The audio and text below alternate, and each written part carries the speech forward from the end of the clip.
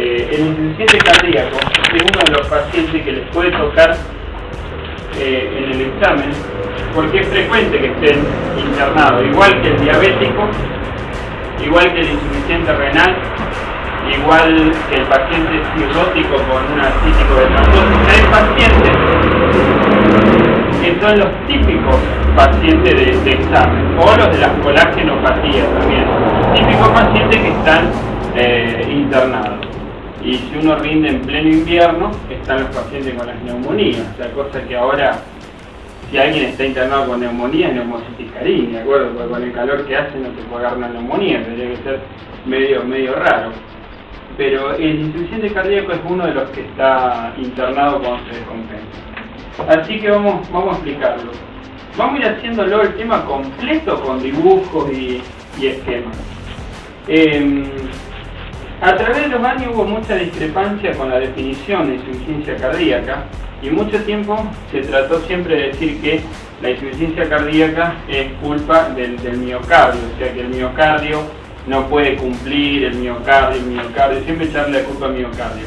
En los últimos años la definición es un poquito más abarcativa y eso la hace más correcta, porque se dice que es la incapacidad del miocardio de cumplir con la demanda de la periferia, pero sea culpa del miocardio o sea culpa de la periferia. Entonces, por ejemplo, supongamos que yo soy el corazón, que tiene que bombear el volumen minuto, y ustedes tres, allá atrás, son los tejidos, que son los que reclaman el volumen minuto. Yo bombeo y resulta que allá no les está llegando la sangre correspondiente. ¿Por qué? Porque hay, por ejemplo, una enfermedad de Paget ósea. La enfermedad de Paget ósea tiene miles de fístulas arteriovenosa a nivel de hueso. Entonces la fístula arteriovenosa a nivel de hueso están ahí, yo bombeo el volumen minuto y una parte importante del volumen minuto me la roba la fístula arteriovenosa a nivel de hueso. Entonces allá atrás reclaman que la sangre no llega. Yo le digo, yo la mandé de acá, ¿dónde está? No sé. Me dice, no llegó. Y yo me veo obligado a bombear más, mandar más, levantar el volumen minuto para suplir lo que roba la fístula y lo que realmente los tejidos necesitan. Ese sería un caso de insuficiencia cardíaca, pero no es culpa del corazón. Otro ejemplo, el hipertiroidismo.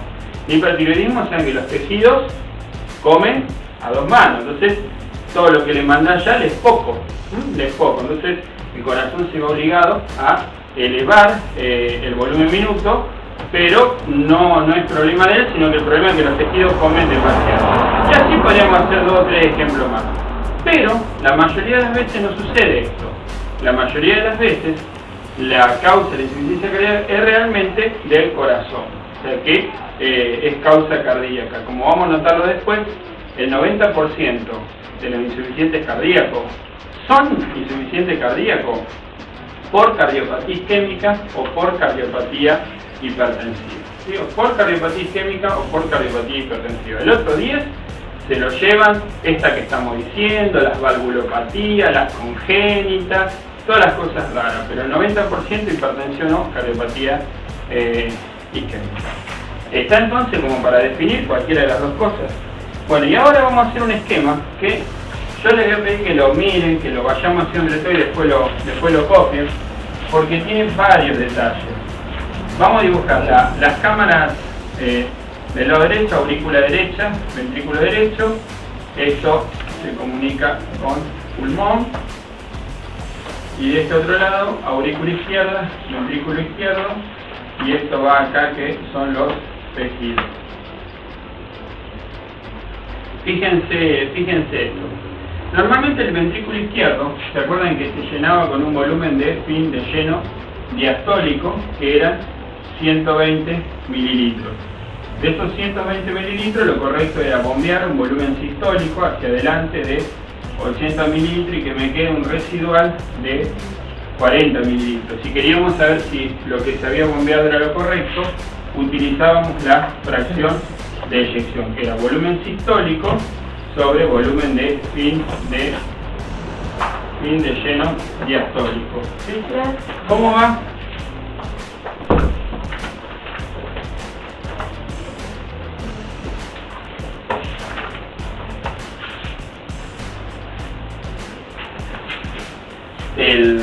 En este caso los números hubiesen sido 80 sobre 120, eso da 66, que generalmente lo redondeamos en 70%. Entonces decíamos que normalmente el 70% indicaba una contractilidad miocárdica correcta, porque de todo lo que se llenó se mandó 80% para adelante. Cuando se produce insuficiencia cardíaca de causa miocárdica, como decíamos, el primer elemento que se altera, por supuesto que tiene que ser tiene que ser el volumen sistólico. Entonces ese 80 ya no es 80, si ese 80 no es 80, el 40 del volumen respiratorio tampoco es 40. Y el volumen de fin de lleno diastólico tampoco va a ser 120, porque se va a ir acumulando, entonces este también aumenta. Cuando pasa esto va a haber problemas hacia adelante y hacia atrás. Problema hacia adelante sería culpa de la caída del volumen sistólico, que va a ser la hipoperfusión tisular. Pero aquí que la hipoperfusión tisular en una insuficiencia cardíaca se ve recién en estadios muy avanzados, muy avanzados. ¿Por qué? Porque como había una diferencia arteriovenosa de extracción de oxígeno normalmente, los tejidos nunca le chupaban hasta la última gota de oxígeno a la sangre. Entonces cuando hace falta comienzan a extraerlo. De tal manera que la hipoperfusión tisular va a aparecer en forma tardía en la ICC. Esto, que dibujé hacia adelante, o sea lo de los tejidos, sería lo que se conoce como insuficiencia anterógrada. En cambio, hacia atrás se produce aumento de volumen, y el aumento de volumen hay muy poca forma de compensarlo, porque la única forma es dilatar. Entonces, para atrás, cuando aumenta el volumen de fin de lleno diastólico, esto se traduce en aumento de la presión venocapilar pulmonar, y esto por supuesto en el síntoma cardinal del lado izquierdo, que es la disnea. Pero esto, como es más difícil de compensar, como le decía, esto aparece primero, así que a este vamos a ponerle que este va a ser precoz. Por lo tanto, cuando uno habla de síntomas del lado izquierdo, va a ser mucho más importante lo retrógrado que lo anterógrado. Va a haber más disnea y hipoperfusión tisular. Cuando vamos al lado derecho, pasa algo parecido. Podríamos tener del lado derecho problema anterógrado, que sería la hipoperfusión pulmonar, y podríamos tener problema retrógrado. Ahora, del lado derecho casi no hay síntomas anterógrados, porque al ventrículo derecho le es muy fácil bombear sangre hacia el pulmón, porque se acuerdan que la presión de la arteria pulmonar era 7 veces más baja que la presión sistémica, y el recorrido es muy corto. Por eso la pared libre del ventrículo izquierdo era muy delgada. Para decirlo fácil, al ventrículo derecho, quiero decir, por eso al ventrículo derecho le es muy simple, al ventrículo derecho, bombear sangre hacia pulmón. De ahí que casi no se nota síntomas de hipoperfusión pulmonar. Cuando nosotros queríamos saber cómo se veía, cómo era la placa de una hipoperfusión pulmonar, teníamos que ir a buscar una cardiopatía congénita, que era la tetralogía de Fallot. ¿Se acuerdan que la tetralogía tenía estenosis del infundíbulum de salida de la arteria pulmonar? Entonces acá, cuando hablemos de insuficiencia anterógrada del lado derecho, no solo que vamos a poner tardío, más que tardío vamos a poner raro directamente. Raro. Por eso, si el insuficiente cardíaco tiene disnea, la tiene culpa al lado izquierdo, la tiene por la hipertensión venocapilar, no por el lado derecho. Pero la retrógrada hacia atrás, esta sí se ve enseguida. Y la retrógrada se va a producir por aumento de la presión venosa central.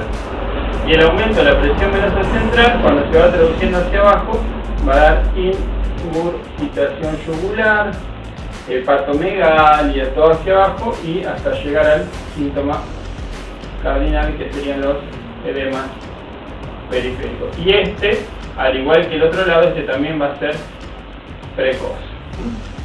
Por eso los síntomas retrógrados de ambos lados son los que primero aparecen. Dos comentarios más. Uno de ellos es que hasta hace unos años atrás decíamos que la insuficiencia del lado izquierdo terminaba haciendo claudicar al lado derecho. Eso en los últimos 10 años fue cambiando, porque se vio que en realidad al ventrículo derecho le es imprescindible para su contracción que funcione bien el septum. Cuando uno tiene insuficiencia del lado izquierdo, falla la pared libre del ventrículo izquierdo y falla el septum también, hay insuficiencia del septum. Cuando falla el septum, por contigüidad, hay insuficiencia del lado derecho también. No era que pegaban toda la vuelta, las presiones, sino que era más simple. La falla del septum hace que los dos ventrículos funcionen mal.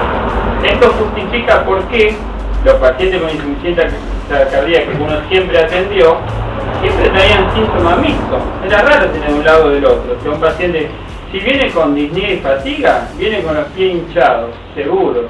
Entonces la mixta sería lo más común. Y el último comentario. Ojo con la fracción de eyección.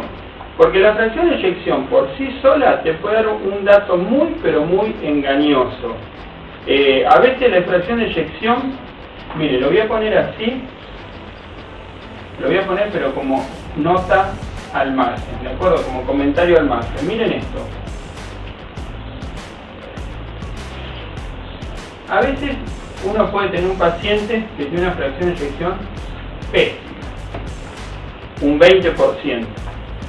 Dice, ¿cómo va a estar vivo con una fracción de eyección de 20%? Es re poco.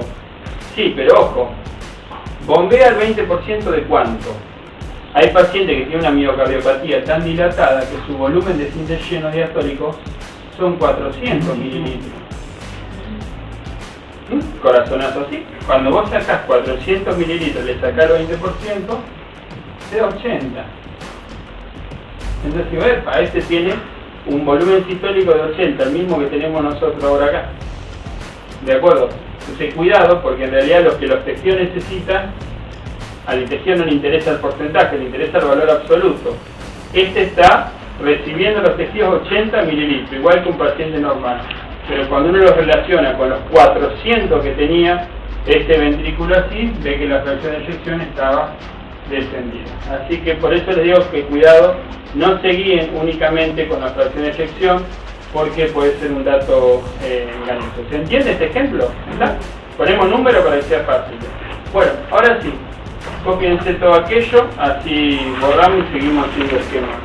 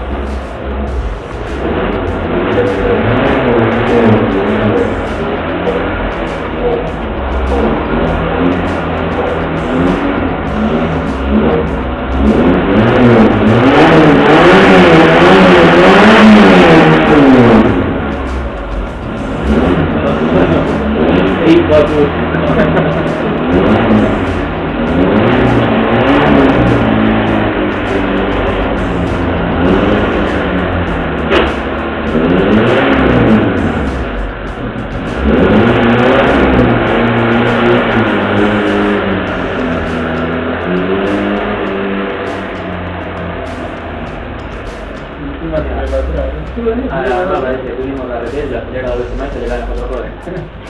Ahora escuchamos que se la pone uno que dobla.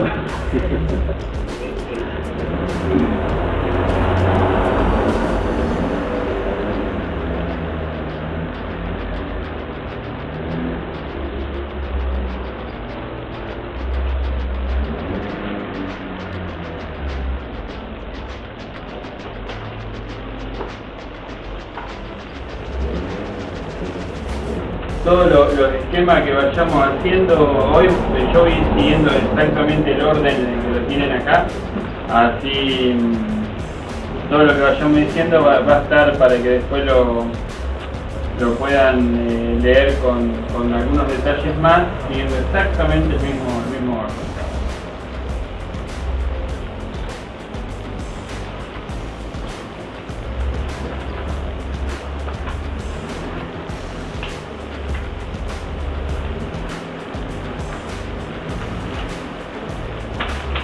Bueno, ¿listo? ¿Está? Bueno, entonces de la fisiopatología, de la primera parte de la fisiopatología, listo. Con esto justificamos varias cosas. De ellas, lo más importante, lo que decíamos de que los síntomas retrógrados son los que primero aparecen. Vamos a ver ahora. Habían terminado. Sí, no, ya está. Si no, ya está. Vamos a ver ahora las clasificaciones, todas las clasificaciones que hay de insuficiencia cardíaca y la utilidad que tiene cada una de ellas.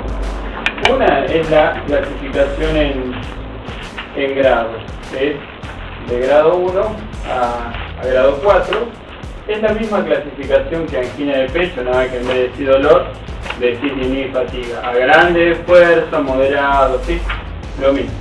Otra, dependiendo de los síntomas que predominen, la que decíamos recién que podían predominar síntomas izquierdo, derecho o mixta. Y que la que realmente nos interesaba era la mixta o global, que era lo que comúnmente veíamos. Otra clasificación es de acuerdo a la evolución en el tiempo.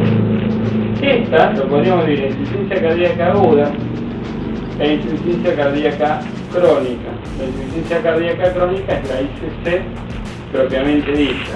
La insuficiencia cardíaca aguda se le dice a la descompensada. Y la descompensada puede ser una descompensación grave o una descompensación muy grave. Fíjense que no podemos del todo decir leve y grave. ¿Por qué? Porque la grave es el edema agudo del pulmón y la muy grave es el shock cardiogénico. Por eso descompensación tratamos de decirle grave y muy grave. Bien. Otra clasificación es de acuerdo a la fracción de eyección, que decíamos con fracción de eyección disminuida, con fracción de eyección aumentada. Con fracción de eyección aumentada era lo del Payet, todas estas que eran las excepciones. Y con fracción de eyección disminuida sería la típica ICC, que sería la que nos interesa. Otra clasificación va a ser de acuerdo a la respuesta al tratamiento. Respecto a la respuesta al tratamiento, la dividimos en insuficiencia cardíaca compensada y refractaria. Compensada y refractaria. Fíjense que no es compensada y descompensada, porque la descompensada es para agudo. Compensada y refractaria.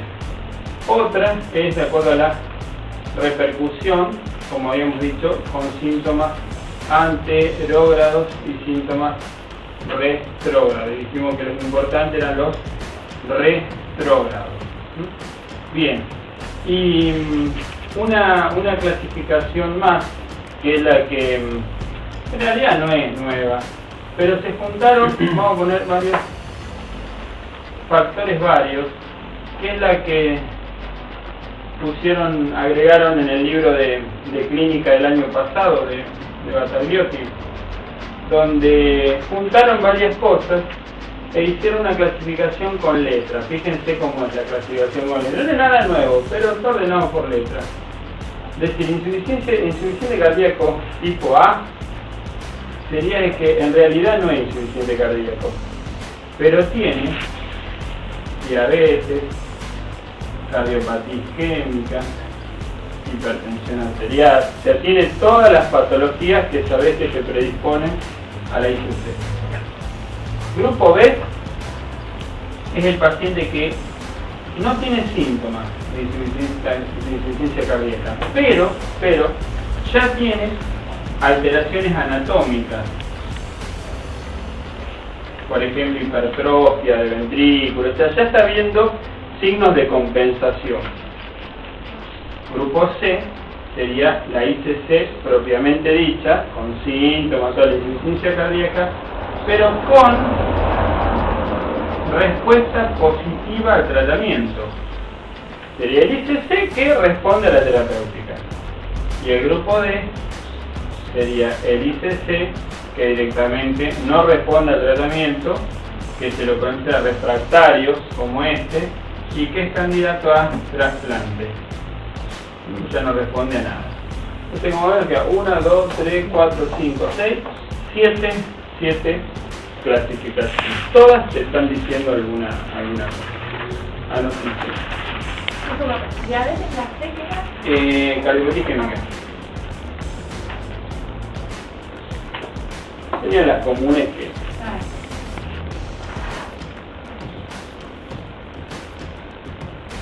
clasificaciones a última medida pesimistas, porque cualquiera tiene. Claro, pero que la idea es que no haga insuficiencia cardíaca.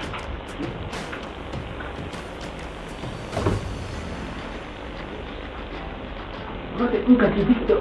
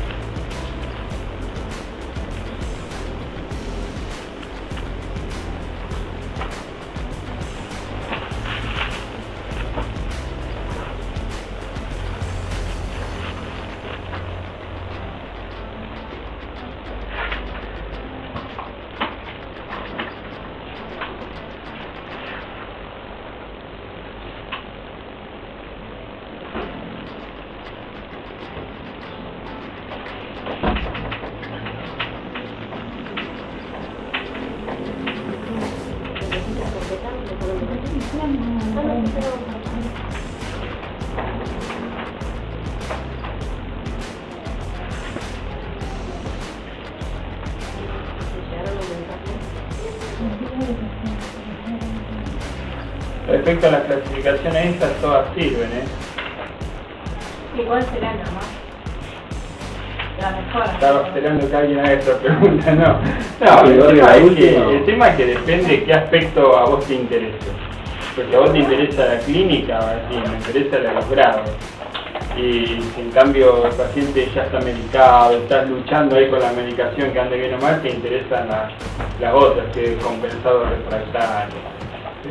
O sea que no, cada clasificación te aporta ¿sí? Por ahí la que mucho no tiene sentido, la de anterógrado retrógrado, o la otra de izquierda, ya dijimos que es más común en la mixto, pero después las otras todas. Esta, la tracción eyección, tampoco me Esta es una causa. claro, por eso mucho tampoco. ¿Sí? Bien. Esta última particularmente a mí no me gusta. Es una pavada.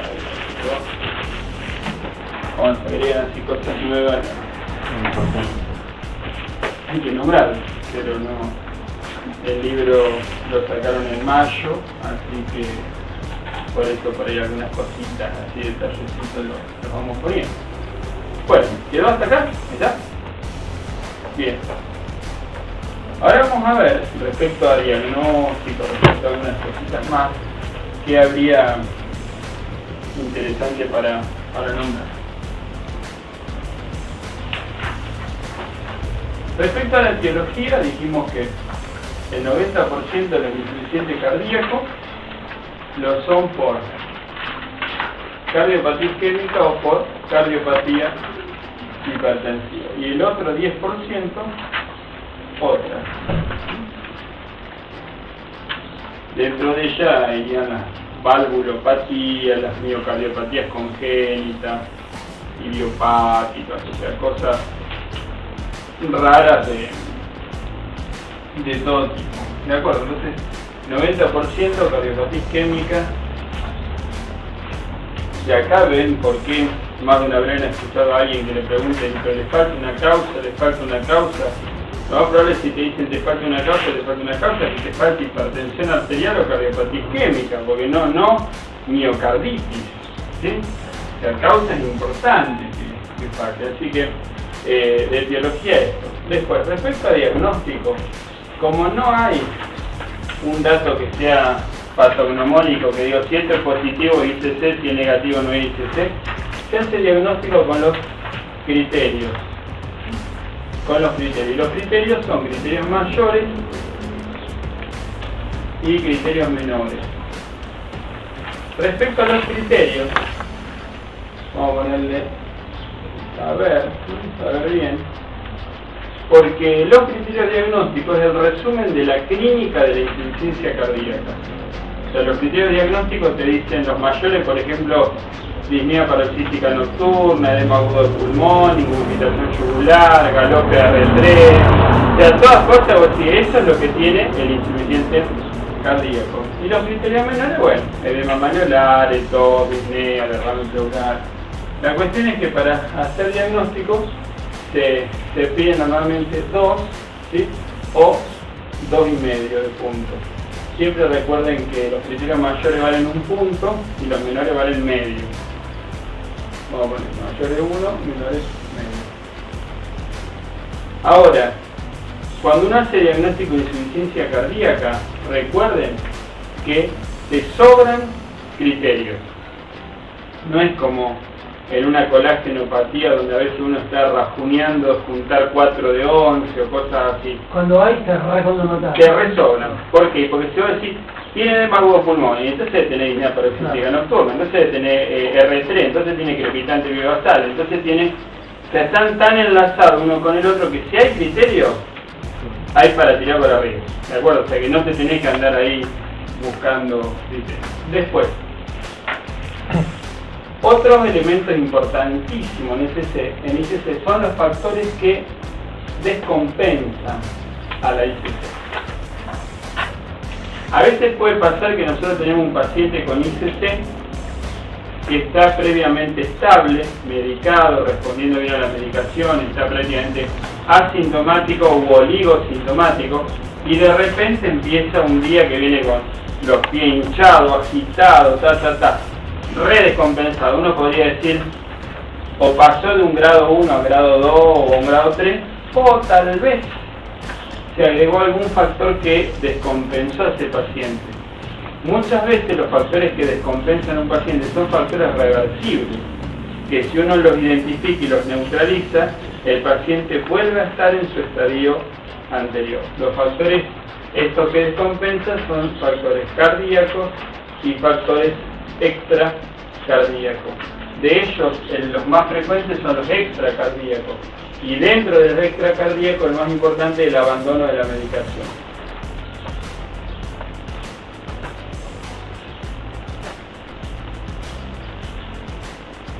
Bueno, miren un segundito, un puntito más para la buena. Y ahora se lo coloco. Entonces hasta acá tenemos las causas, el diagnóstico y los factores que descompensan. Y el último punto de esto son cuáles son los factores pronósticos. Y acá tenemos buenos y malo. Sería como para comparar dos pacientes. Yo digo, tengo esos dos pacientes, ¿quién está peor? Por ejemplo, etiología isquémica, peor que etiología hipertensiva. Clase funcional 3 y 4, obvio, peor que 1 y 2. Hipotenso, no hipotenso porque hipotenso antes, sino que ahora está hipotenso, culpa de la ICC, peor. Taquicardia, frecuencia más de 100, peor. Intolerancia a la ergometría, peor. Y así voy poniendo varios factores que me dicen, para comparar dos pacientes, quién de los dos, edad avanzada, qué año tiene, peor, para saber quién está de cada uno. Bueno, anótense entonces los 4: etiología, diagnóstico, los que descompensan y pronóstico.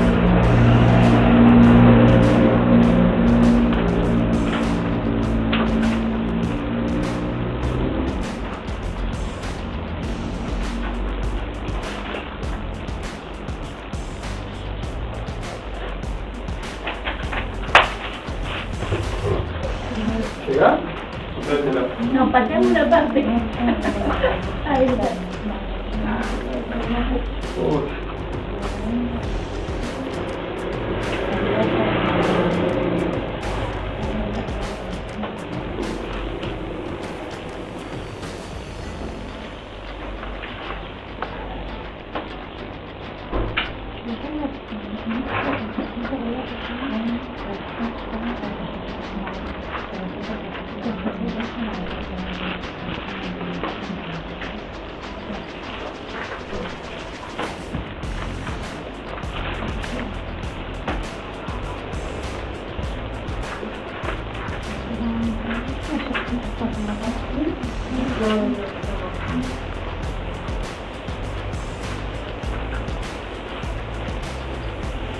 Yo voy a terminar el tema completo, que quede de esta manera resumido, y después obviamos todo el material, ¿sí?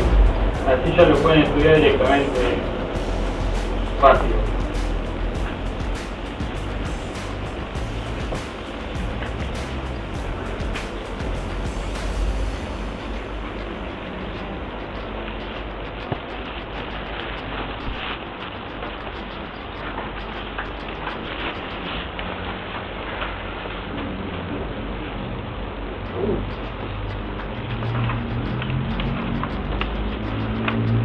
Bueno, ¿estamos acá? Vamos a seguir.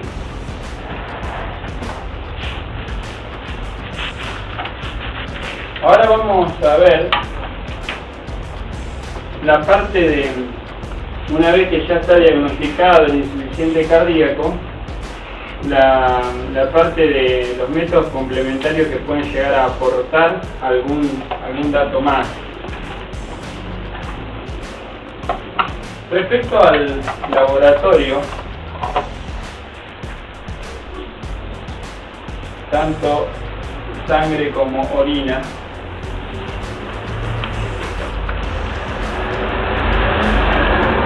muestra todas cosas totalmente inespecíficas. No hay nada que sea típico ni menos aún patognomónico de la ICC. Generalmente las alteraciones que aparecen son secundarias a la falla de algún órgano. Por ejemplo, podés encontrar urea y creatinina alta, y digo, y bueno, porque hay hipoperfusión renal.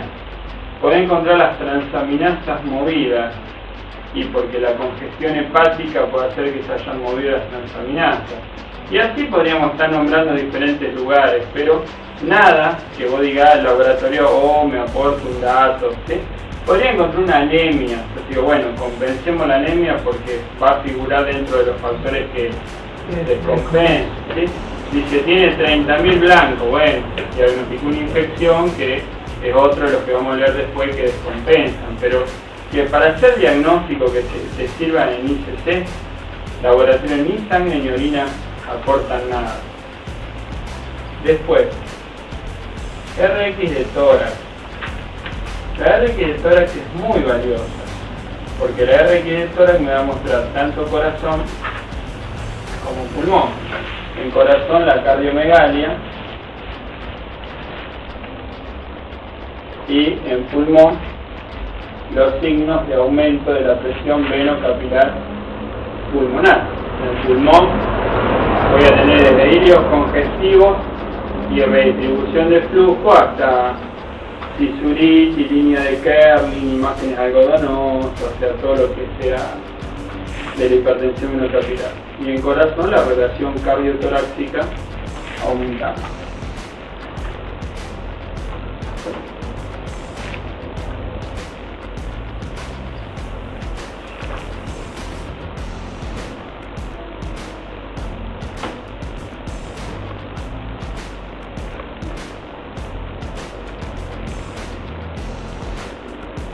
Electrocardiograma.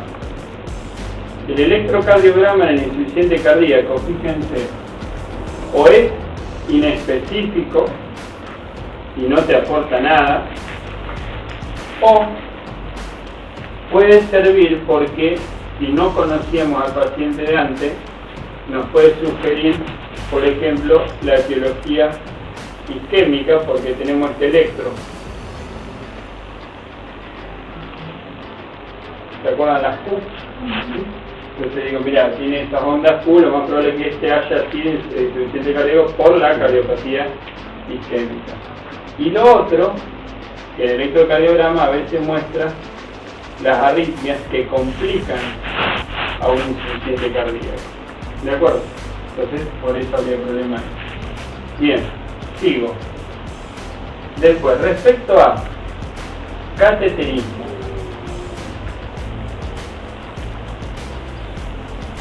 El cateterismo, un cateterismo, fíjense, va a ser útil, pero con este problema, que el cateterismo es invasivo,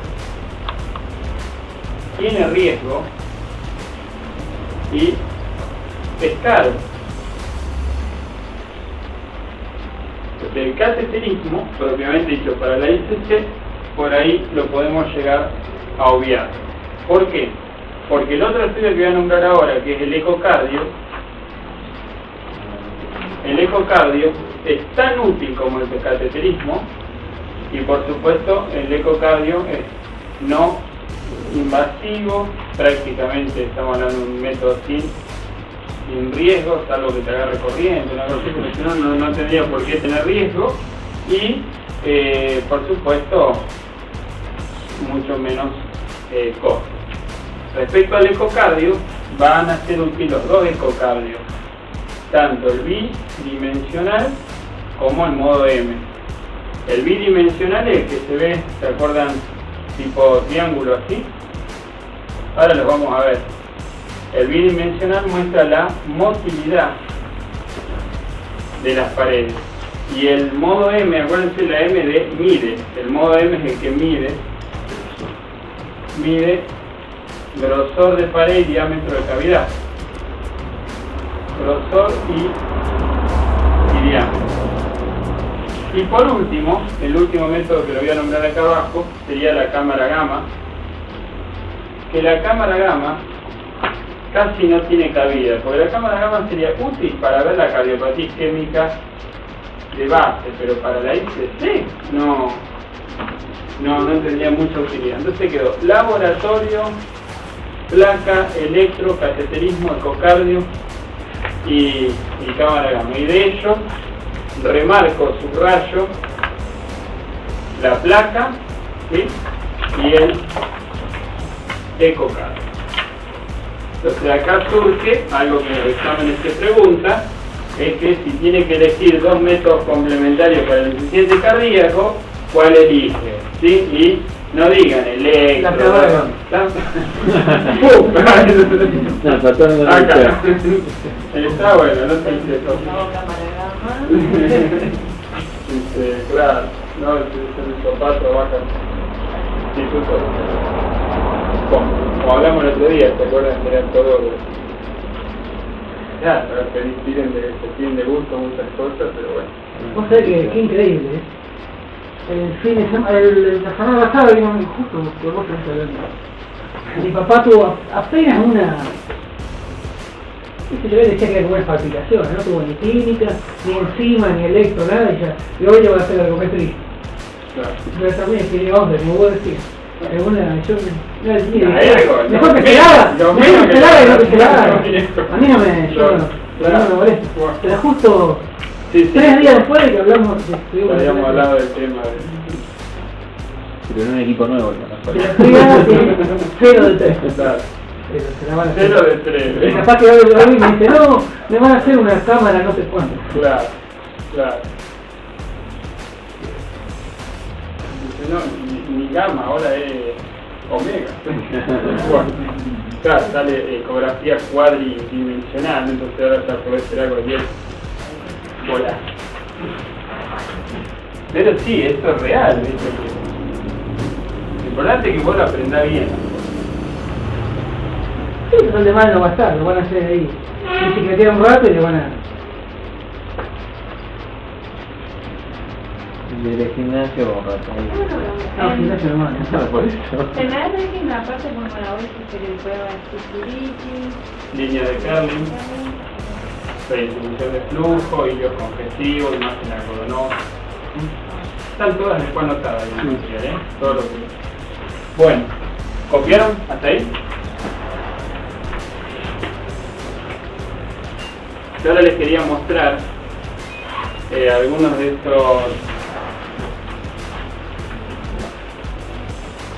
estos estudios lo que van a aportar, ¿sí? Bueno, no se olvidan más, era la eco y la placa, porque lo que se ve. Fíjense por qué.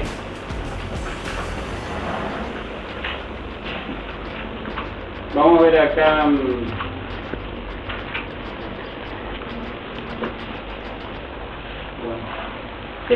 Les muestro nada más que por el reparo anatómico nada más para que lo... Ventrículo izquierdo con la válvula mitral, ese está el músculo papilar, las cuerdas tendinosas, la aurícula que está marcada con línea de punto y la válvula aórtica con el callo aórtico. Fíjense cómo coinciden. Fíjense cómo coincide el R1, que es donde empieza la sístole. ¿Se acuerdan que entre R1 y R2 esto era sístole? Después entre el R2 era todo el reposo que era la diástole y empezaba de nuevo. Esta es la onda del pulso. ¿Cómo corresponde el R1 con la onda del pulso? Miren esto porque ahora lo vamos a ver en cateterismo, cómo se ve. Les muestro rápido algo normal para que después vean el insuficiente cardíaco, cómo lo tienen. Bueno, acá lo mismo, pero vamos a transformarlo en cateterismo, fíjense. Si prestan atención, fíjense que la válvula mitral es perfectamente continente, que no hay regurgitación mitral en un paciente normal para nada, sino la sustancia de contraste, que como es un negativo se ve oscura, tendría que estar pasándose para la aurícula que está acá, y no pasa nada, sino que todo es bombeado hacia arriba. Fíjense lo que es la contracción, el volumen de pie de lleno diastólico y el volumen residual cuando se contrae. Esto es todo normal.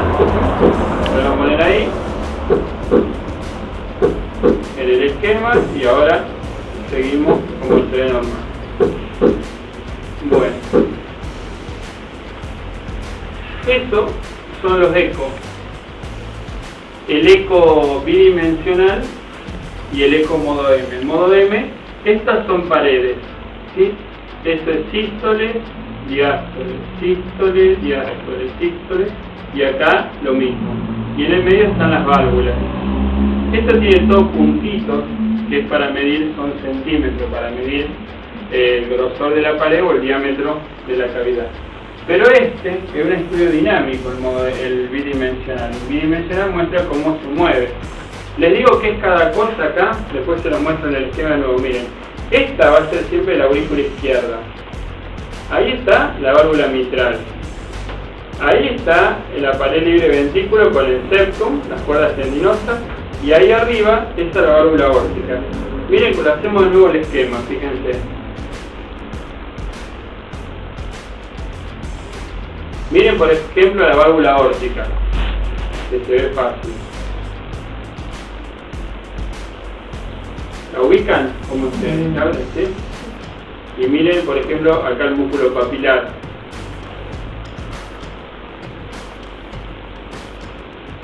Bueno, y ven la mitral como se abre y se cierra la mitral.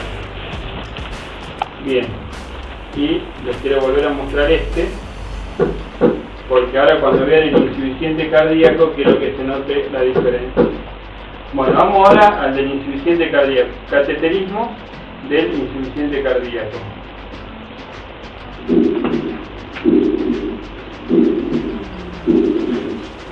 Bien, ¿qué será esto? La aurícula. La aurícula izquierda. ¿Qué le está pasando a su aurícula?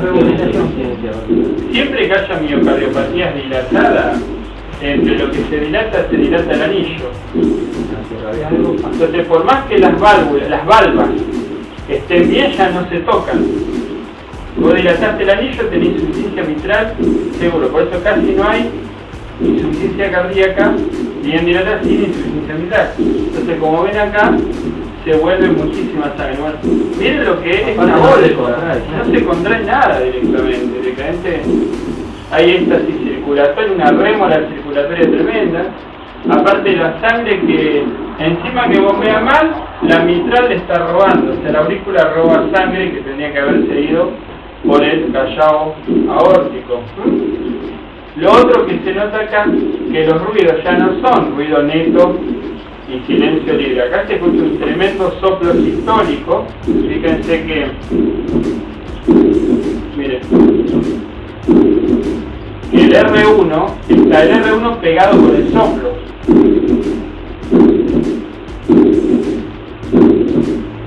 ¿Lo alcanzan a darse cuenta? ¿Sí? Que no es tup, tup, sino que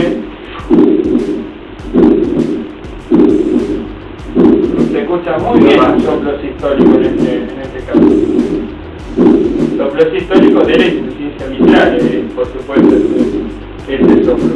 Bien, uno dice, bueno, pero acá el cateterismo dijimos que no era útil. No, dijimos que sí era útil, pero que tenía cosas que la eco, bueno, porque ahora miren la eco.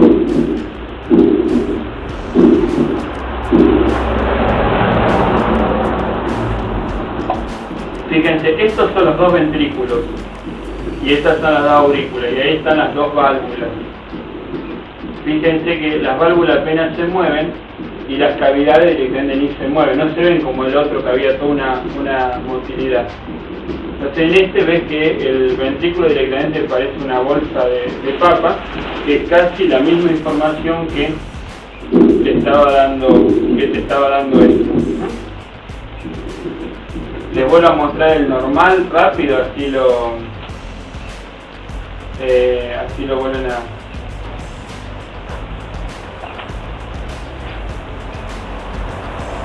Fíjense que acá había una motilidad mucho mejor. Acá se veía como la contracción era correcta. Fíjense los ruidos netos y silencio libre acá. O sea, que se escuchan bien los ruidos. Y cuando volvemos al de la dilatada y el ecocardio, se ve de esta manera. Bueno, bien. Entonces el diagnóstico, listo. Dejamos hasta ahí. Antes de... les muestro algo al margen. ¿Escucharon las patologías raras de las miocardiopatías hipertróficas? Son entidades bien raras, son generalmente hereditarias, son patologías que son familiares, la miocardiopatía hipertrófica. Miren cómo es una hipertrófica. Fíjense,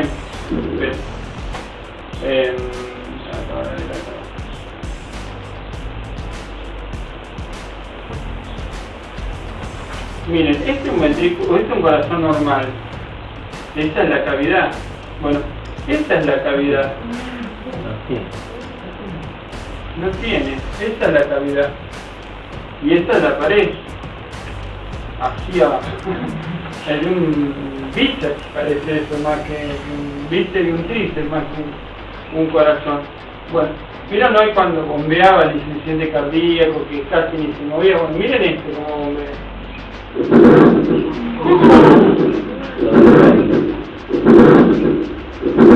No queda volumen de fin de ciclo.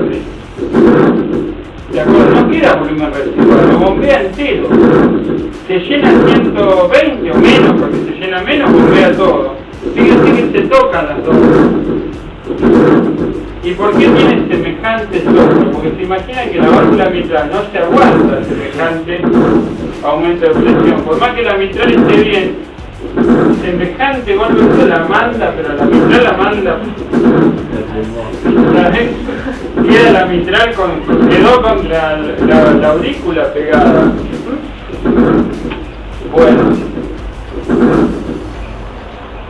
Bueno, este también, fíjense como bombero vacía entero. Y miren este. ¿Escucharon nombrar la estenosis subaórtica hipertrófica dinámica? ¿Nadie la escuchó nombrar? Sí, por ahí sí. Era una de estas miocardiopatías raras. La estenosis subaórtica hipertrófica dinámica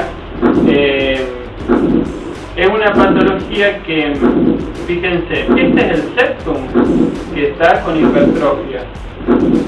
La válvula aórtica ve su flujo de salida obstruido, pero es una estenosis no de la aorta, sino que una estenosis subaórtica, culpa de una hipertrofia, estenosis subaórtica hipertrófica, y no es una estenosis fija, sino que es por la motilidad del septum dinámica.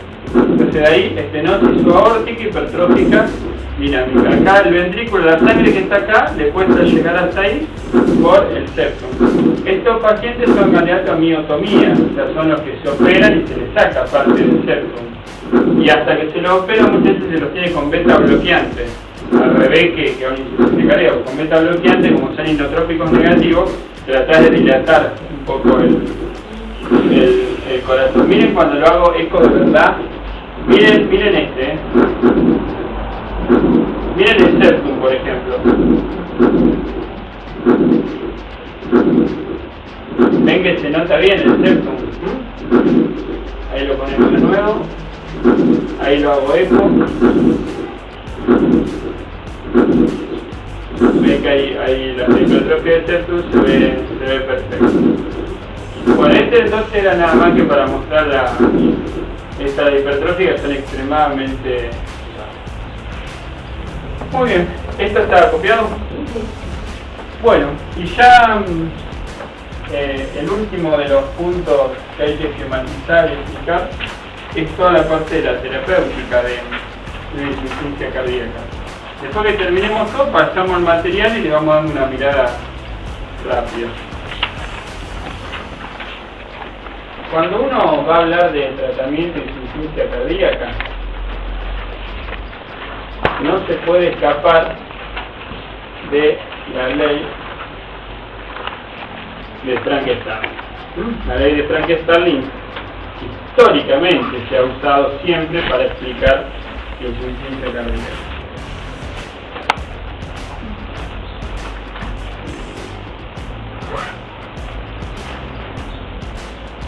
Bien, la ley de Frank-Starling relaciona volumen minuto cardíaco con volumen de fluido lleno diastólico. Recuerden que Frank-Starling decía que mientras más se distiende una fibra, más fuerte se tiene que contraer. Entonces, mientras más se dilata, contrae con más fuerza. Bien. Bueno, ahora les voy a pedir que miren y después lo copien, porque hay muchos detalles. Vamos a hacer así. La curva de Frank-Starling normal sería esta, donde a mayor lleno, a mayor volumen de fin de lleno diastólico por una sobrecarga volumen, por lo que sea, bombeo más hacia adelante para que llegue al riñón y se elimine. El problema es que el insuficiente cardíaco no tiene fuerza para hacer eso. Entonces la curva de Frank-Starling del insuficiente cardíaco intenta hacer lo mismo, pero después empieza a dilatarse y a claudicar. El problema acá va a estar de la siguiente manera: de cierto punto en adelante, o sea, cuando aumenta el volumen de fin de lleno diastólico, vamos a estar en presencia de congestión. Congestión es acumulación de líquido, pero esa congestión puede ser tanto lado derecho como izquierdo. Entonces podría haber congestión pulmonar con disnea o congestión periférica con edema, pero de cierto punto en adelante. En cambio acá es al revés, con el volumen minuto el problema tenemos cuando se nos cae el volumen minuto, y de cierto punto para abajo, por supuesto que vamos a tener la hipoperfusión visual. Perfusión. ¿Cuál sería nuestro objetivo terapéutico? Agarrar la curva Frankenstein del ICC y mandarla lo más parecido posible a la del paciente normal. Cuando yo pruebo administrándole diuréticos a este paciente como la furosemida, me encuentro que la furosemida fundamentalmente movió la curva, pero ¿qué mejoró? Mejoró que desencharcó, sacó congestión, pero prácticamente un diurético no aumenta la perfusión tisular, para nada. Entonces mejoró acá, mejoró la congestión. Eso dura un tiempo además, ¿no? Sí, porque después se sigue grabando. Cuando uno usa digital, ve que el digital, fundamentalmente como es inotrópico positivo, aumenta volumen minuto. Y mejora algo la congestión, pero su especialidad, ser inotrópico positivo, es mejorar el volumen minuto. Pero hay un grupo de medicamentos que proporcionalmente hacen las dos cosas bien, que el grupo del enalapril, el grupo de los IECA. Cuando yo miro lo que hace el IECA, digo, el IECA mejora todo. El IECA se destaca muy rápido en esa curva. De ahí que a la hora de elegir los medicamentos, en una insuficiencia cardíaca grado 1, el paciente sería candidato a IECA. Y a lo mejor el paciente está meses o años tomando IECA. Hasta que en un momento el paciente nos dice que se le vuelven a hinchar los pies como antes, que empieza a tener disnea, que se agita, que se cansa, y ya te diste cuenta que no hay ningún factor desencadenante que lo descompensó, es que pasó de grado, sí se pasó de grado, no repitió, o sea, pasó de grado. Entonces en este caso uno le dice, bueno, usted va a tener que seguir con IECA, pero le vamos a agregar diurético, furosemida. Respecto a la dosis de furosemida que se agrega, es muy manejable. ¿Se acuerdan que eran comprimidos de 40 y ampolla de 20? ¿Sí?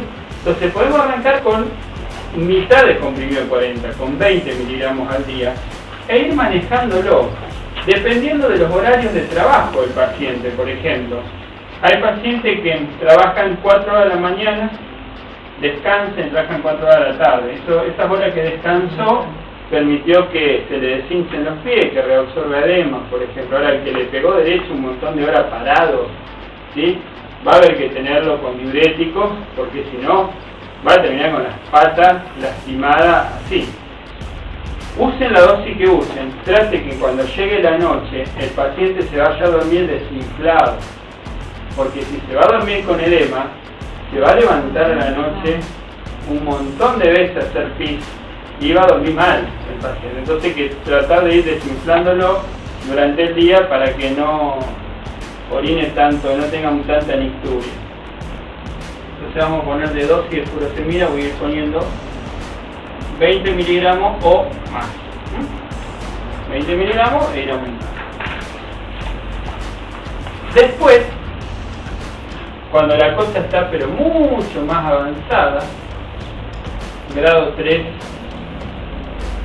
y grado 4, generalmente estos pacientes, grado 3 y grado 4, ya tienen fracciones de eyección del 20%, ¿sí? O sea que están bien abajo según la fracción de eyección. Este va a ser candidato al IECA más el diurético, y le tenemos que explicar que tenemos que agregar un fármaco que le vuelva a dar un poco de fuerza al corazón, que es el digital. Lo vamos a poner digoxi. Como ven, el digital se utiliza recién en estadios avanzados de insuficiencia cardíaca. A mí me pasa muchas veces de ver pacientes viejitos que yo los atiendo en forma particular, pero que tienen su médico de cabecera asignado estatalmente, y así no damos nombre, y resulta que te encontrás que toman digital, toman 0,25 de digital. Vos le preguntás, ¿para qué le recetaron este medicamento, el Anicor, que es digital? Dice, me dijeron que tenía un poquito de insuficiencia cardíaca, por eso tenía que tomar un poquito de digital. En todo caso, si alguien tiene un poquito de insuficiencia cardíaca, tendría que tomar un poquito de IECA. De acuerdo, pero no un poquito de digital, porque el digital estamos hablando de que lo vamos a hacer recién en estadios avanzados, ¿de acuerdo? En cambio el IECA, el enalapril, ¿se acuerdan que para la ICC arrancábamos, yo voy a poner enalapril acá, con 5 enalapril, que arrancábamos con 5 miligramos, que habíamos dicho que 5 miligramos no bajaban la presión, pero para la ICC ya servía. Entonces, como ven, la dioxina va recién en estadios avanzados. La dosis de dioxina es de 0,25 a 0,50 miligramos día. Bueno, lo nuevo que se agregó a esto, hablamos de 3 años atrás, lo nuevo es que si nosotros terminásemos el tema acá, tendríamos que decir que la única droga de todas las que nombramos que aumenta la sobrevida del insuficiente cardíaco era el enalapril. El enalapril el único que hacía que el paciente viva más años. Los otros mejoran la calidad de vida, pero los años de vida lo aumenta el enalapril. Lo nuevo es que ahora se sabe que cuando la insuficiencia cardíaca ya está comenzando, incluso hay compensaciones, es típico que aumente la actividad del sistema renina-angiotensina-aldosterona y aumente la actividad del sistema simpático. Los dos tienen muy buenas intenciones, pero los dos hacen macanas, porque estos dos, cuando se activan en la ICC, terminan agravando y autoperpetuando la insuficiencia cardíaca. El renina-angiotensina porque se entra a producir sobrecarga de volumen, y el sistema simpático porque es cronopositivo, sí, aumenta el consumo de oxígeno, todo eso. Entonces hoy lo que se propone, que en estadios bien precoces, hacer esto: bloquear la renina-angiotensina de entrada y bloquear el sistema simpático de entrada. Bloqueo el renina-angiotensina con espironolactona, y bloqueo el simpático con carvedilol. Esta asociación, espironolactona, carvedilol, aumenta la sobrevida del insuficiente cardíaco, como poner igual que el enalapril, igual que el IECA.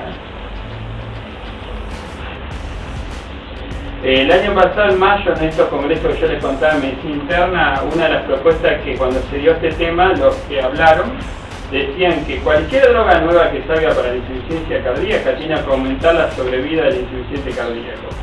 Si no, no va a ser aceptada. Porque droga para sacar síntomas hay de sobra. Lo que hace falta son drogas que aumenten los años de vida del insuficiente cardíaco. La asociación espironolactona-carvedilol lo logra. Entonces, esta asociación podríamos haberla puesto acá, miren, donde dice enalapril, podríamos poner así. IO, que hago una llamadita, IO, esto nuevo. ¿Cuál es más económico? Y el enalapril-sol, sí, por eso van a ver tantos que están con el enalapril-sol, seguro. Espironolactona no es extremadamente cara, en carvedilol sí. Bien, una cosa más, miren un segundo, hasta acá está, claro, quedó esto, entonces esto sería lo nuevo que tienen que nombrar. Propranolol y atenolol están contraindicados en insuficiencia cardíaca. Si se encuentran alguien que está tomando enalapril, que está tomando espironolactona y que está tomando atenolol y tiene insuficiencia cardíaca, llueva. Está bien medicado, están usando el protocolo nuevo con la espironolactona. ¿Por qué está usando atenolol? Porque no puede pagar el carvedilol, ¿de acuerdo? Entonces, no es lo que mejor serviría, pero ante no poder comprar ninguna otra cosa, acá vamos a poner O, atenolol, y vamos a ponerle así, que es más, cuesta 8, 10 pesos, acá sabemos, atenolol que es más barato, ¿de acuerdo? Pero el protocolo es espironolactona con carvedilol, ¿sí? Esto nómbrenlo de esta manera, que si usasen atenolol sería por el precio nada más. Bueno, copiense entonces todo.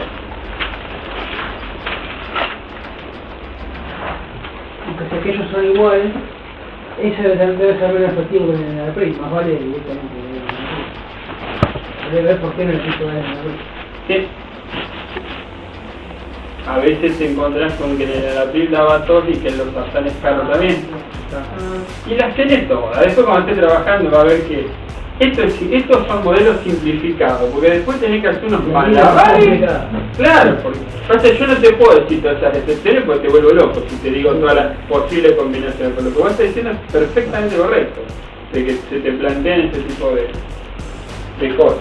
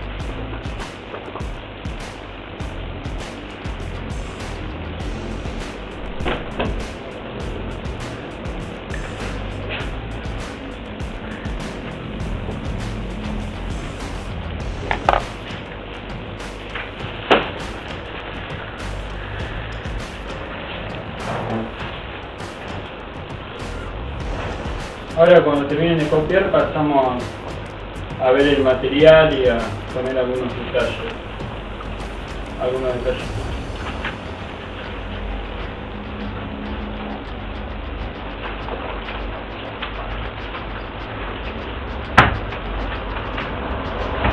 Antes que me olvide, mañana a la tarde vamos a hacer la clase número 1 de hipertensión para los que habían empezado tarde, ¿sí?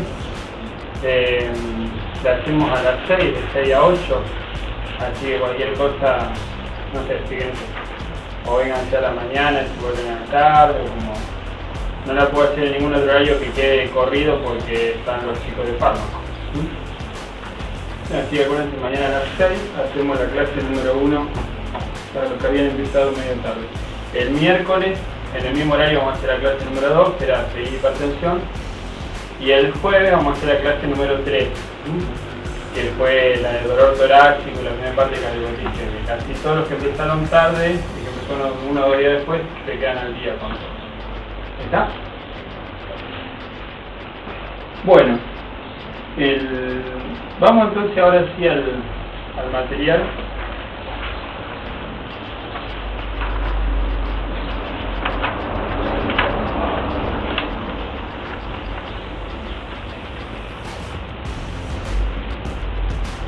Ahí en la primera parte tienen un párrafo que es toda la parte de concepto, que es lo que yo reemplacé con el primer dibujo, donde explicamos la fisiopatología al comienzo. Después tienen criterios mayores y menores. Fíjense los criterios mayores: disnea paroxística nocturna, incapacitación yugular, estertores crepitantes bivastrales, cardiomegalia, edema agudo pulmón, galope R3. Recuerden que el R3 siempre indica claudicación del ventrículo izquierdo, el R3.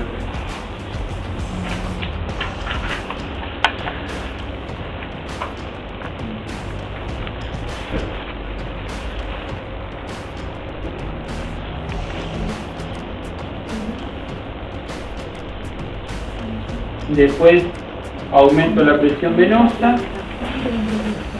reflujo hepatoyugular y pérdida de peso.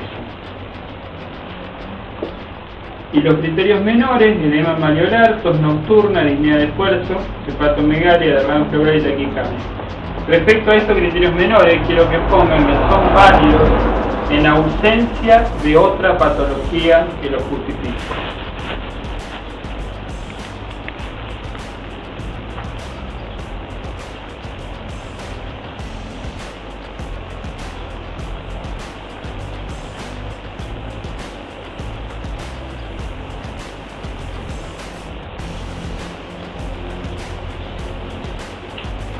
Bueno. Sí.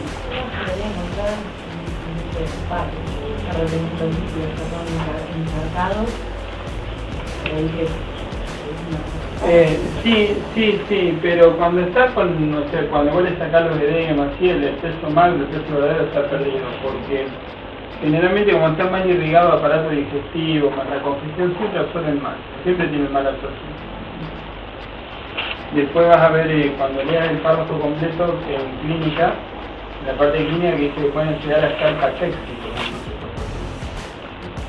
Bueno, allá arriba estaban las dos clasificaciones, que eso ya lo explicamos. Después tienen las etiologías, de 90 hipertensión y cardiopatía isquémica, y el otro 10 las otras causas. Vamos a la otra hoja. Y acá tienen las causas que descompensan, que habíamos dicho. Fíjense que son cardíaca y extracardíaca. Cardíaca podría ser una nueva cardiopatía, una arritmia, el empleo de fármacos inotrópicos negativos, el TEP. Y dentro de las causas extracardíacas, que serían las más frecuentes, está el abandono de la medicación, el aumento de actividad física, comida muy copiosa, estrés emocional, infecciones respiratorias o anemia.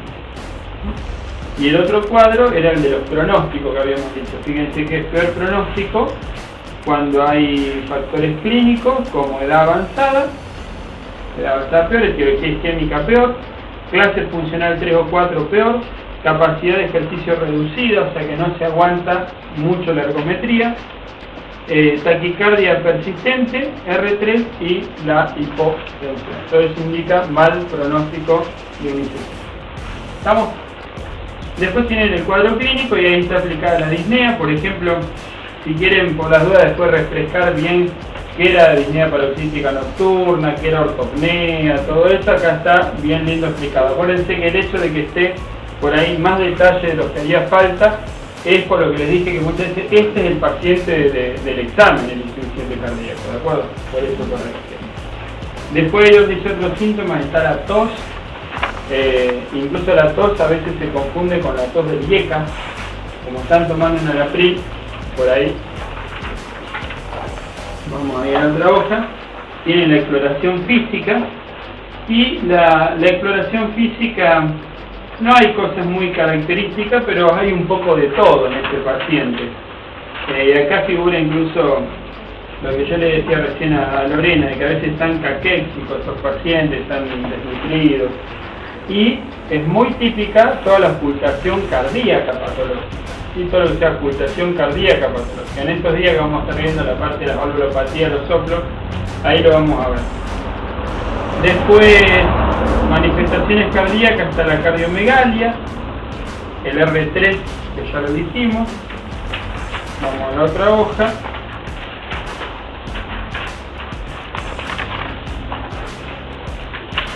Y después viene la radiografía. Respecto a la radiografía del tórax, acá están explicados los detalles que habíamos nombrado, lo de pulmón, la hipertensión venocapilar con todos sus signos, y la cardiomegalia. Después viene exámenes de laboratorio, que este fue uno de los que dijimos que no aportaba mucho, que si encontrabas transaminasa movida era por la congestión hepática, si encontrabas urea alta era por la hipoperfusión renal, o sea que cosas muy puntuales de cada órgano. Después el electrocardiograma, recuerdan que el electro dijimos que era inespecífico, pero que te podía mostrar la etiología isquémica o las complicaciones que se hayan agregado de arritmias ahora.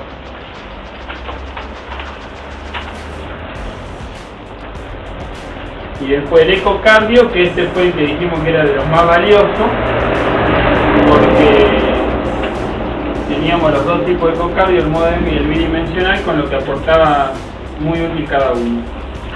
La ventriculografía isotópica es la cámara gamma, dijimos que mucho no servía, y el cateterismo, que bueno, útil era, pero evaluando costo-beneficio y riesgo-beneficio no es.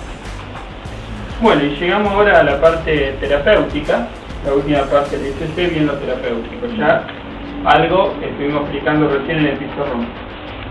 Todos los ICC, tengan el grado que tengan, se van con tratamiento no farmacológico. Fíjense que es dieta hiposódica para evitar la sobrecarga de volumen, bajar de peso. La actividad física no es que hay que mandar a hacer actividad física, hay que ajustarla a la capacidad funcional que el paciente tenga. Siempre decimos así para hacer fácil. Aquel que tenga ICC por cardiopatía isquémica, pero que en realidad tiene hoy más cardiopatía isquémica que ICC, lo mandamos a caminar. Pero el que ya tenga más ICC que cardiopatía isquémica, por decir de alguna manera, o sea que es más grave la ICC que la cardiopatía isquémica, ese lo mandamos a hacer reposo. ¿De acuerdo? Eso se evalúa en cada paciente. Después, suspender el cigarrillo, por supuesto, la oxigenoterapia. La oxigenoterapia se puede hacer en forma ambulatoria. Este es generalmente para casos graves. Vieron que el tubo de oxígeno. Por ahí la mochila de oxígeno es más para los de POC. Más para los de POC. Este habitualmente, si anda ambulatorio, no necesita oxígeno. Y si ya está en la casa, que no se puede ni mover, ahí sí está con el tubo directamente.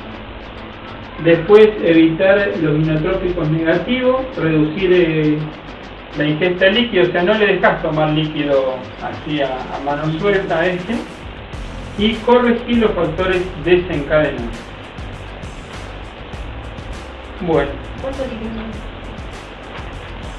Generalmente hasta 3 litros de líquido. como para que no haga sobrecarga hídrica. Pero volvemos a lo mismo que hicimos antes, depende de cada paciente. Bien, y ahora con los medicamentos tenemos ahí al lado el enalapril, que ya hablamos, 5 miligramos como mínimo. Los diuréticos dijimos que era la furosemida, de arrancar de a 20. El digital, la digoxina, 0,25 a 0,50 por día. Después vamos a nombrar la digitalización. Después la espironolactona, ¿se acuerdan que era el aldactone A? El aldactone, ¿se acuerdan la dosis de este? 50 a 100 miligramos día. Bien. Después beta bloqueante, que le va el carvedilol. Dosis del carvedilol. 25 a la misma y 25 lo pueden partir. Muy bien, 25 como máximo y entrar a partir. No, pues yo 25 voy partiendo. Claro. Muy bien, como usted quiera.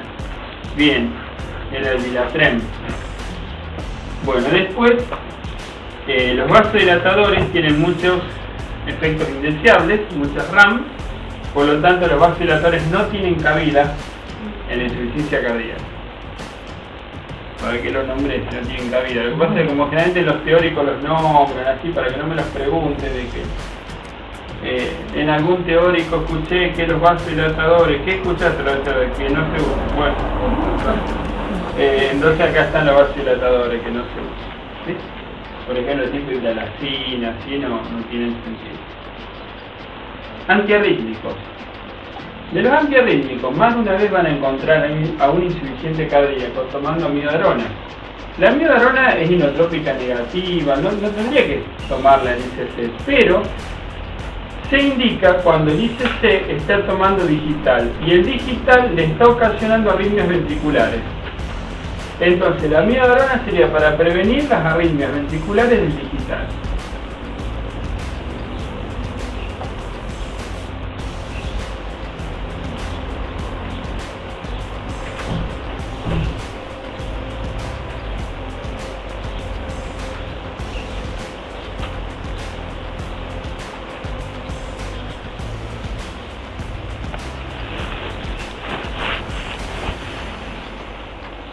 ¿De acuerdo? Entonces amiodarona no es para la insuficiencia cardíaca, es para prevenir las arritmias ventriculares digitales.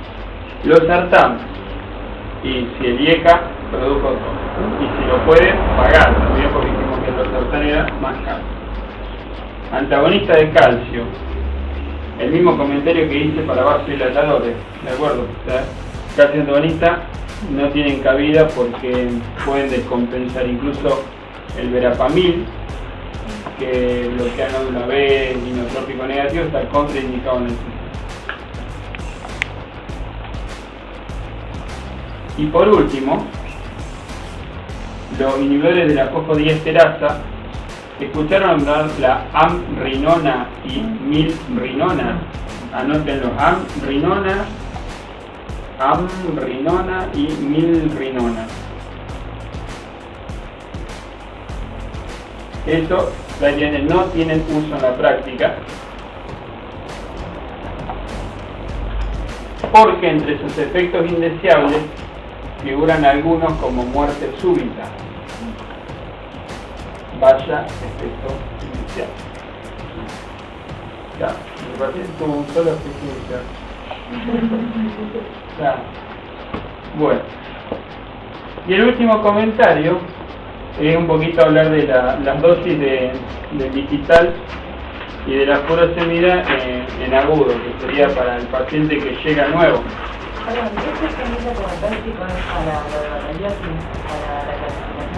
De ahí abajo, sí, pero es lo mismo, estudiarlo así para que sea más fácil. Sí, como lo habían puesto ahí con letra, exacto. Cuando lo terminas viendo te das cuenta que es idéntico, nada más. Como por ahí cuando salen cosas así, y el año pasado sale justo un libro, bueno, hay detalles que va. Paciente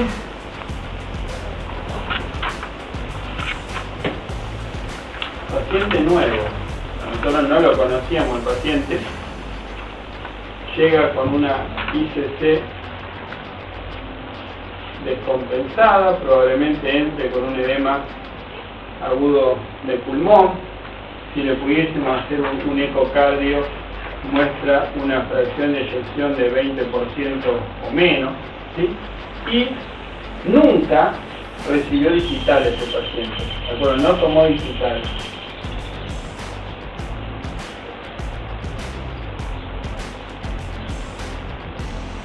Con estas características, paciente descompensado, con un ICC que entra, vamos a ponerle que entra con un grado 3 o 4, bueno, igual se corresponden a esa fracción de eyección, que entra descompensado con todo esto, sería candidato a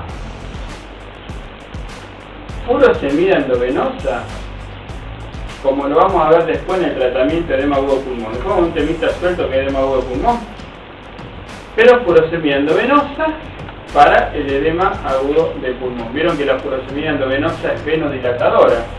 La furosemida endovenosa es venodilatadora en el edema agudo de pulmón. Bien, y con todo esto, el paciente sería candidato a recibir la llamada dosis de carga de digital. La dosis de carga digital se conoce como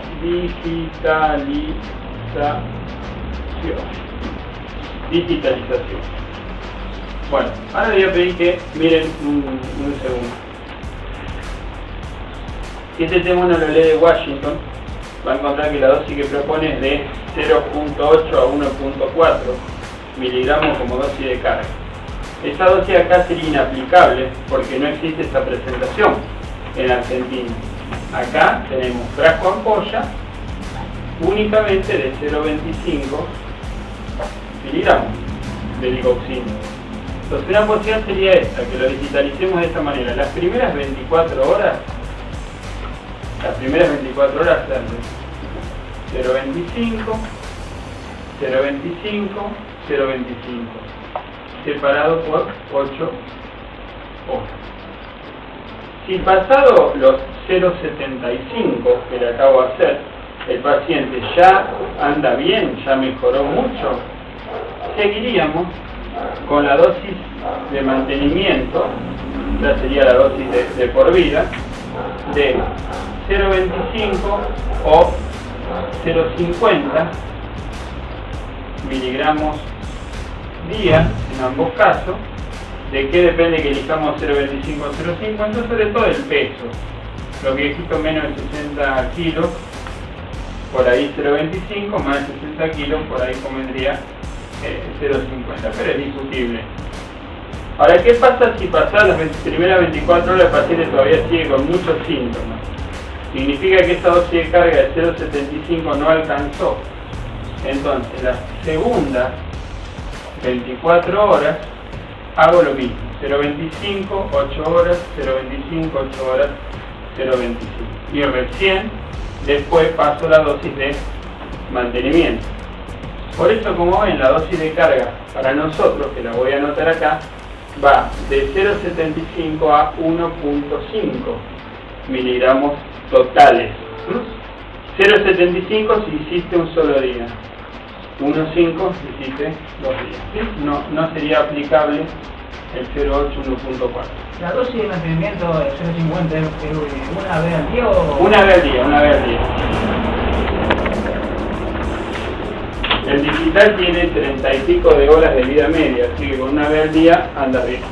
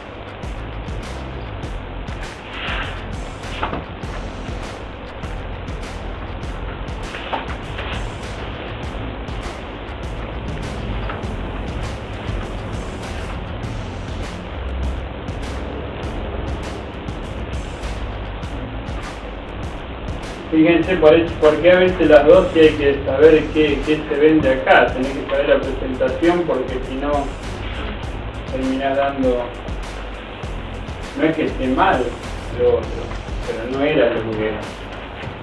¿Está? Que a veces justo ahí, sí, las dosis de Washington están mal, no, ninguna dosis puede estar mal, que en Washington, simplemente son diferentes porque No lo podrías ver. no es la presentación, o esa droga no se vende en Argentina, o cosas de este tipo que son discrepancias obvias que tenés que saber, digamos que adaptarla a lo que corresponde. De acuerdo. Fíjense que una condición para digitalizar es que no haya recibido digital previo, porque aquel paciente que pudo haber tomado digital un tiempo antes, así, digitalizarlo, hay riesgo de que se produzca una sobredosis y una intoxicación digitálica, por eso se pone como condición no haber recibido digital. Y si tomó digital hace muchos meses, lo que pasa es que si el paciente tenía digital en su casa, capaz que se tomó algunos y no te dice nada, ¿viste? Cuando te estás sintiendo mal, se tomó algunos por su cuenta. ¿Viste? Pasan esas cosas que mejor usar reglas. Usar reglas para evitar problemas. ¿Cómo te parece? ¿Es una vez que Sí, pero es un dosaje de droga en plasma, es muy caro, no podés. ¿Y te dice que no lo muestra de todo? Igual. Que se joda, joder, Vos al doctor no se le niega. Así que mentiroso. Primera regla. Ahora te hago la segunda 24 horas también. Claro. Por mentiroso. Claro. Eso, viste, ¿qué va a hacer? Supone que. Bueno, ¿estamos hasta acá? Listo, entonces. Dejamos acá y seguimos.